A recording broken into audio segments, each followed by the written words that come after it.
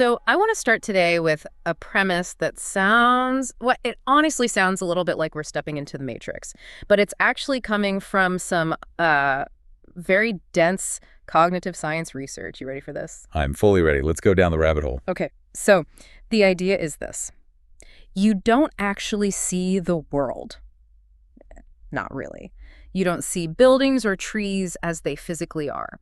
What you see is a map of your own desires. Right. So when you're walking down a street, you're not seeing concrete. You're seeing a path. Exactly. An affordance. It's a tool to get you where you want to go. If you're hungry, a building isn't a building. It's a potential food source. And if you're not hungry, you might not even consciously register that it's there. It's just background noise. That's such a provocative way to think about it, but it completely challenges that idea that we're just, cameras recording reality. It does. We think our eyes are lenses and our brains are hard drives, just saving footage.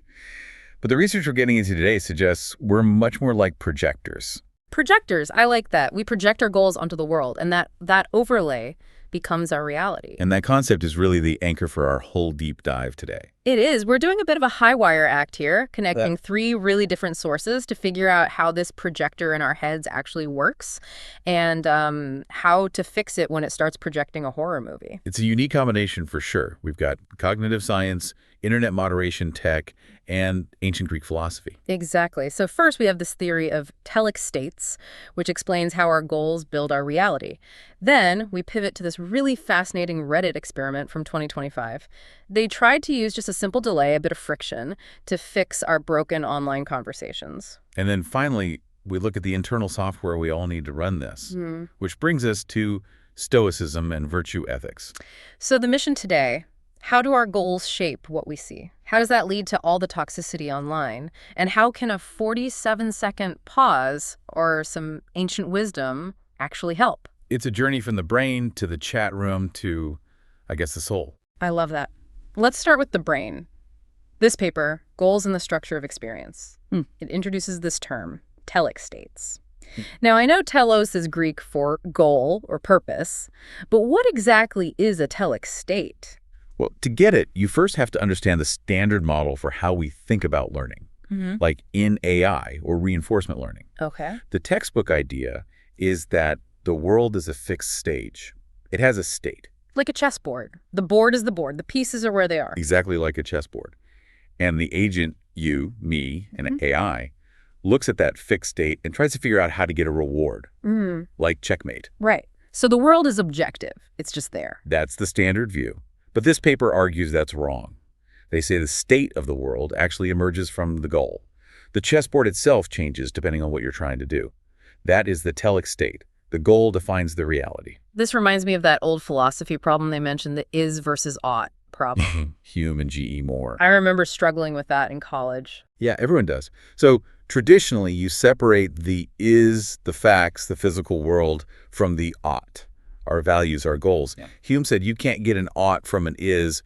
Just because something is a certain way doesn't mean it should be. But these authors are flipping that completely. They're saying the ought determines what we even perceive as an is. Precisely. In the telic view, your values determine which facts you even notice. If you don't care about something, for all intents and purposes, it doesn't exist for you. Okay, so how does that work in practice? The paper had an analogy, right? The park and the coffee. It does, and it really helps ground this. So imagine you're at home, and your goal is simple. Walk to the park. Okay, visualizing it. Destination, park. Right. And maybe there are 5 different streets you could take. One has nice trees, one's a shortcut, whatever. But because your only goal is get to the park, your brain just, it compresses them.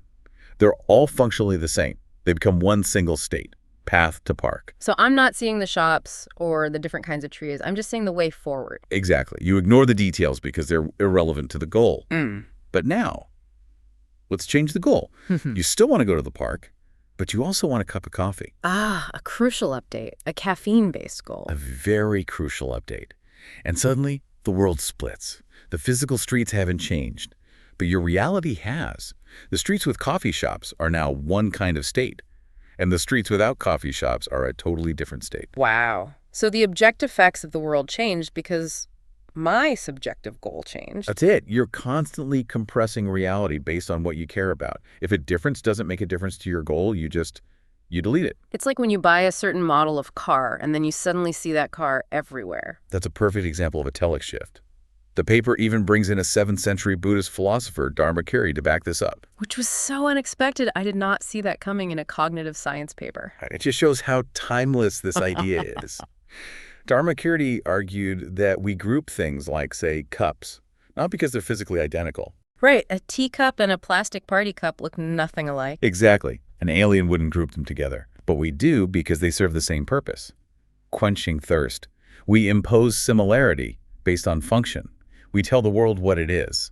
So if we bring this back to our lives, it means we're all walking around with these blinders on that we built ourselves. We are. And it's efficient. It's how we function. You'd be paralyzed if you noticed every single detail. Mm-hmm. But, and here's the transition, what happens when your goal isn't get coffee? What if your goal is win this argument?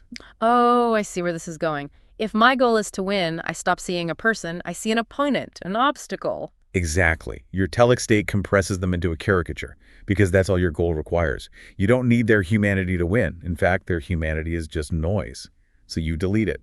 That's actually terrifying. It explains so much about online arguments. We're not just disagreeing, we're literally seeing different realities. And that leads us perfectly into our next source, which looks at what happens when these realities collide online. The paper is Queuing for Civility from 2025, and it tackles a problem we all know. The internet makes us mean. It really does. I think I'm a reasonably nice person, but you put me in the wrong comment section and suddenly I'm a gladiator. You and me both. The researchers talk about emotional contagion, high arousal emotions, anger, outrage. They spread like a virus. And the usual moderation, banning people, deleting comments. It's all reactive. The damage is already done. So they came up with a proactive solution, this comment queuing mechanism. It sounds so simple, almost boring. Queuing. Yeah. But the psychology is fascinating. Break it down for us. How did it work? Did it just block angry people? No, and that's the key. It didn't delete comments, it just delayed them. They ran this on some political subreddits, which are known for, let's say, spirited debate. Spirited is a very diplomatic word for it. It is. So the system looked at the last 100 comments to gauge the temperature of the room. If things were calm, your comment posted instantly. No friction. But if the conversation was getting heated, or if your comment was flagged as aggressive, the system would just hit pause. But we're not talking a long time, right? Not like a 5-minute penalty box. No, not at all. And this is the crazy part. The average delay was only 47 seconds. Wait, 47 seconds? That's it. That feels like nothing. How could that possibly be enough time to cool down a political argument? You would think so. If I'm really mad, I'm mad for longer than 47 seconds. But the results were just staggering. Hate speech and anger dropped by up to 15%. And they only actually held back about 4% of the comments. That is a massive effect for such a small intervention. Why does that work? The paper calls it digital emotion regulation. That little gap forces a moment of self-reflection. When you're in a rage, you're in an impulse loop. Action, reaction, type, send. The delay breaks that loop. It's like that old advice to count to 10 before you speak. Except here, an algorithm forces you to do it. Precisely. But here's the part I found most revealing from the user surveys they did. There is this massive split in how people saw the tool. Oh, right. The calm users versus the frustrated users. Yes. The users who said they were generally calm or happy, they loved it. Over 93% thought it helped the discussion. They saw it as a feature. But the users who identified as frustrated. Let me guess. Not fans. 100% of them hated it. 100%. You never see 100% agreement on anything. Every single one. They didn't see it as a tool for civility. They saw it as a barrier, as censorship. And that ties right back to the telic states, doesn't it? It absolutely does. If you're a telic state, your goal is, I need to vent my anger right now, then the delay is an obstacle. The technology itself becomes the enemy. But if your goal is have a good conversation, then the delay is an affordance. It helps you. It's the same object, the same 47 seconds, but it was perceived as either a tool or a weapon, depending on the user's goal. Exactly. So the technology works, but it feels like oppression to the very people who might need it the most. And that's the limit of technology, right? We can't have an algorithm pausing us before we snap at our spouse or our boss. The dinner table doesn't have a comment queue. Right. You can't install a pop-up on your own vocal cord. We need to install that queue in our own heads. Which brings us to our third pillar, Stoicism and virtue ethics. And this is where we see that the ancients were trying to code this 47-second delay into their own minds thousands of years ago. It's incredible how modern their problems were. We think we invented stress and anger. But the Stoics were dealing with it constantly. Their foundational idea was this dichotomy of control. Things that are up to us and things that are not. Right. And they argued our emotional turmoil comes from confusing those two. But more importantly, they believed that destructive emotions, rage, anxiety, aren't just things that happen to us, they're the result of our judgments. Okay, let's unpack that, because I think most people feel like anger just hits them. Like, I didn't choose to be mad, he made me mad. The Stoic philosopher Epictetus would say no. He'd say, it's not events that disturb people, but their judgments about them. The insult online is just pixels. That's the event. It's neutral. The anger comes from your judgment. This is a terrible injustice, and I must retaliate. So the Stoic practice is about catching that judgment, creating a gap. Exactly. It's the internal version of the Reddit queue. And the paper draws a direct line from this to modern therapy, like CBT. They all rely on this idea of cognitive distancing. Which sounds like stepping back from your own thoughts. That's a great way to put it. Instead of being your anger, you observe your anger. So of thinking this person is an idiot, you think, I'm having the thought that this person is an idiot. It's a subtle shift in language, but it creates that space again. It breaks the loop. It gives you time to change your telic state, to ask, is my goal right now to punish this person? Or is my goal to stay calm? Yeah. If you change the goal, the insult changes from a call to battle into just noise. The sources also mention a specific tool, negative visualization. This sounds kind of depressing. It does sound depressing. They called it the premeditation of evils. But it's not pessimism. It's an inoculation. If you mentally rehearse bad outcomes, getting trolled, losing your internet connection, when it actually happens, you've already processed the shock. You're prepared. So it's resilience training. Exactly. Now, virtue ethics is slightly different. It zooms out. It asks a bigger question. What kind of person does this action make me? So it's not just about rules or outcomes. Right. A virtue ethicist asks, does posting this angry comment make me a temperate and just person? Even if no one sees it, the act of writing it damages you. That's a much harder question to ignore, and it requires what they call practical wisdom because virtues can conflict. The classic example is honesty versus kindness. Right. Your friend gets a terrible haircut and asks what you think. What do? Honesty says, tell the truth. Kindness says, don't be cruel. Practical wisdom is the skill of navigating that nuance, knowing which virtue really applies in that specific context. But there's a critique here, right? The cultural relativism problem. Yes, if it's about being a good person, well, what's good? A Viking's idea of courage is very different from our idea of courage today. So you have to constantly audit your own definition of virtue. You do. Which brings up another subtle trap, the problem of self-effacement. This one really made me think. The idea that being too focused on being virtuous can actually be selfish. It's a huge aha moment. The example is, I visit you in the hospital, and you thank me for coming. And I reply, oh, don't thank me. I'm just doing this because I want to be a kind person, and this is what kind people do. I would be so offended I'd kick you out. I mean, you should. Because my goal, my telic state, isn't about you. It's about polishing my own halo.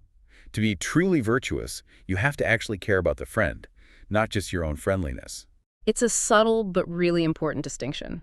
It is. So let's bring all three of these layers together. We've kind of built a stack here. We have. At the bottom, we have the telic state, the science that says our goals literally construct the reality we see. Then we have the Reddit experiment. It's the proof of concept. It shows that a tiny pause, just 47 seconds, can break a toxic state and force us to reevaluate our goal. And finally, Stoicism and virtue ethics provide the internal architecture to build that pause into our own minds without needing an algorithm. It's like the Reddit queue is training wheels for Stoicism. That's a brilliant way to put it. The algorithm forces the pause until you learn to do it yourself. So what this really means for all of us day to day is we need to check our telic state. When you feel that spike of anger or frustration, just ask, what is my goal right now? And if the answer is to win or to punish, maybe that's the moment to take your own 47-second pause. Exactly. Because if you can change the goal from winning to understanding, the science suggests the world literally changes in front of your eyes. Yeah. You stop seeing obstacles and you start seeing, well, other people. It's such a powerful idea that the world isn't fixed. We are co-creating it with our goals in real time. And we can choose to do that differently. I think the final thought to leave everyone with is that if you find the world or the internet to be an unbearable, angry place, the first step isn't trying to change the world. It might be to just check the lens you're seeing it through. Change the goal, change the state. Simple to say. Hard to do, the work of a lifetime. Check your internal cue before you leave your next comment. Thanks for listening to this deep dive. Thank you.